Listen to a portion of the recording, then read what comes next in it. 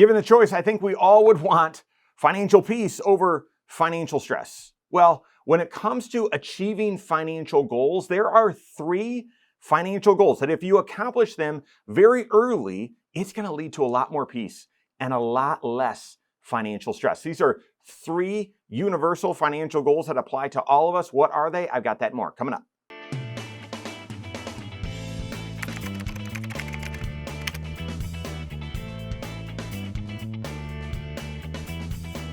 What are your financial goals this year? For me, just speaking out loud here, wanting to save 15% towards retirement. We want to max out our HSA and shoebox it, by the way. We want to fund some accounts for our kids, and those are all, this is all long-term. Now, what about short-term? Got a child that is getting her driver's license, so we're needing that vehicle. We also want to do 2 family vacations this year. We've got some home improvements that we want to do as well. So we've got a smattering of some short-term goals that are unique to us and some long-term goals that I think are probably universal, but yes, unique to us as well. What are yours? My guess is your financial goals are something similar, where, a few of them are going to be pretty unique to you. A new vehicle maybe, or home improvement, or maybe some trips, something like that, as well as saving up for retirement and college and those other things. But there are 3 financial goals that I would say are universal to just about everyone. And accomplishing these as early as possible will lead to more financial peace, will lead to less financial pressure, less financial stress. And I want you to accomplish or achieve these financial goals as early as possible so that you can have that byproduct of more financial peace. And achieving these accelerates you to achieve all those other ones that I already mentioned. So what are those 3 universal financial goals? Number 1, be debt-free except for a mortgage. And get the mortgage paid off as well, but I think reasonably achievable for a lot of people with a lot of sacrifice, don't get me wrong, but being debt-free except for the mortgage. Think of the amount of freedom and flexibility you have with your cash flow. If you don't have any credit card debt, you don't have any student loans, you don't have any car payments. Now, let me give you an example. A long time ago, I was meeting with some individuals that I knew from years ago, growing up, that reached out. They watched the show here, the channel, and they're aware of what I do. And I've never reached out. We don't do any of that here. But they said, hey, we're at a inflection point in our finances. Mike, can we connect with you and talk through, no judging? I said, of course, no judging, and everything's confidential, and happy to help. And they reached out and sort of shared the inflection point. They had both gotten some raises, and they wanted to make sure that they were doing the right thing with those resources. So as we talked through their financial situation, one of the other things was they had a car payment that was going to be paid off within the next year or 2, and then they needed a new car. And so they didn't ask for this, but in the midst of the entire kind of review and discussion, I said, guys, I would get that car payment paid off as quickly as possible, and I would figure out how you can navigate the next car purchase so that you never have a car payment again. Now, these are people that I know, and so it was very appropriate for them not to have a poker face, but they did not have a poker face. They did not like what I said. And it was a friendly conversation and all that sort of stuff, and I miss them dearly, but they did not agree with that advice. They did not like it. They looked like, you trying to hurt us? Like we told you we got young kids and we're trying to, do a lot of things. And that seems impossible. That seems like undue sacrifice. And we wouldn't want to do that. Fast forward a few years. And that's, they reached out with a couple other questions. And, we were talking about retirement and several other things. This was just sort of one of the small points during that conversation. Fast forward a couple years. They reach out to me. And it was time for another update. And again, we recommend doing comprehensive financial planning, meeting with your CFP a couple of times a year. This is not the engagement they had. They reached out a couple of years later, and same thing, inflection point. Mike, just wanted to run through where we're at and got some decisions to make. Can you help us? And I'll do my best. And guess what? No car loan. And I didn't even bring it up. They brought it up, and they even said, Mike, when you said that, we thought there's no way. I want you to know.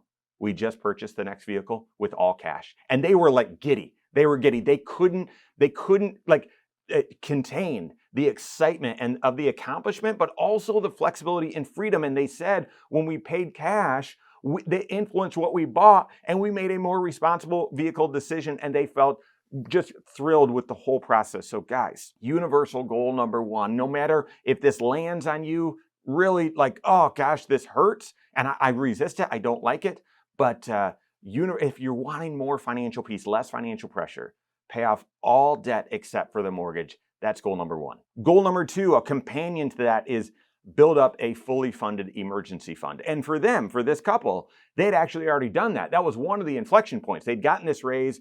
They were just stuffing it away in the bank account, and they'd reached a point where they're like, this thing's got to be full by now. Here's the thing, guys. Building up that emergency fund feels so boring, and it also feels like such a waste of money. You're saving money.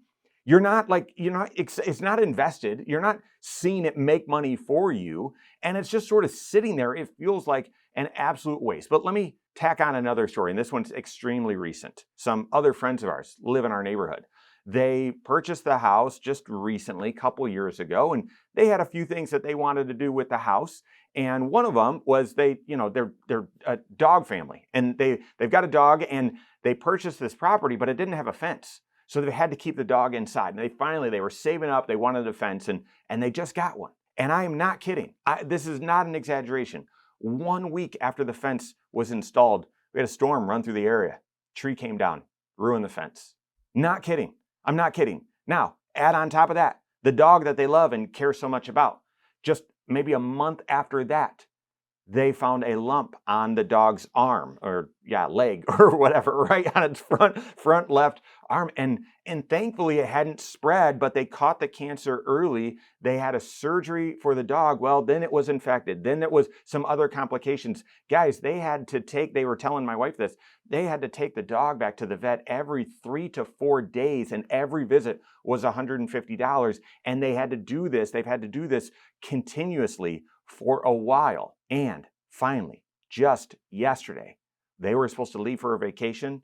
They came over and, hey, Cindy, blah, blah, blah, can you help us with this, blah, blah, blah. Later on in the day, they hadn't left yet.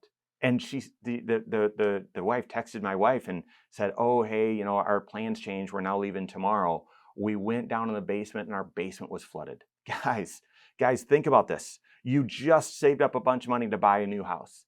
And within, a month and a half, you install a fence, you then have to pay to get it repaired. Your dog then costs thousands of dollars. And on top of that, you have a major home repair due to a flooding in your basement. Let me ask you, would you have financial peace during going through those trials? None of us would.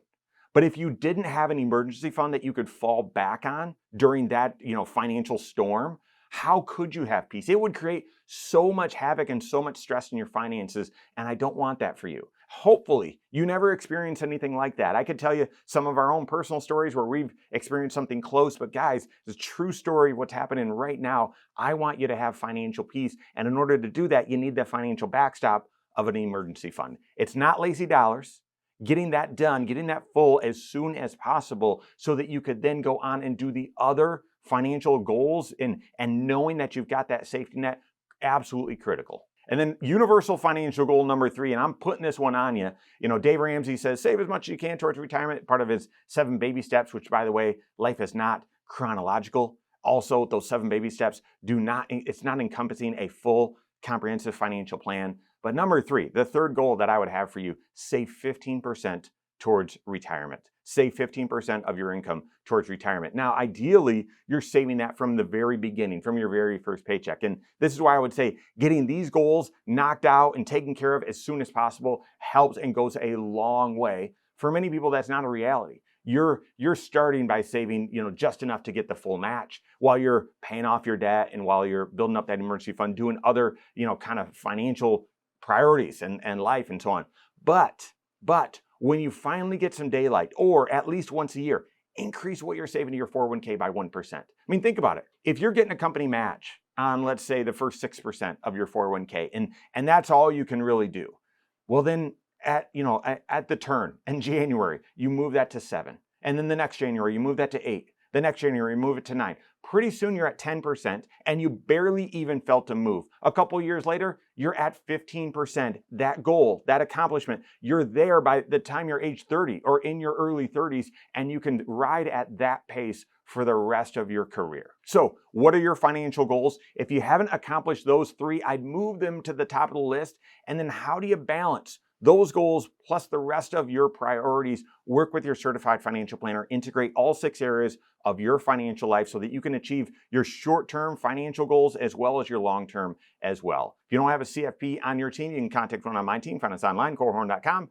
That's Korhorn with K, wisemoneyshow.com. You can find us there as well, or give us a call, 574-247-5898. All right, there you have it. Go out and take your next wise step in your financial life.